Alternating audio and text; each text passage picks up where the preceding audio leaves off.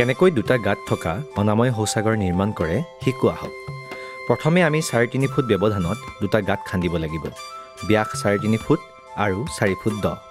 Junction বক্সৰ পৰা অহা পাইপ গাঁতৰ 1 ফুট তলত লগাব লাগে।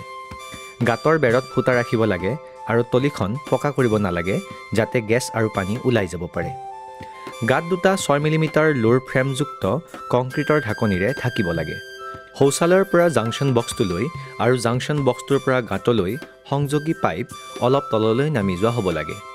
জাংচন বক্সটোৰ এটা পাইপহে এটা সময়ত খোলা থাকিব লাগে যাতে এটা গাঁত ভৰ্তি হ'লে আনটো গাঁত ব্যৱহাৰ কৰিব পাৰি।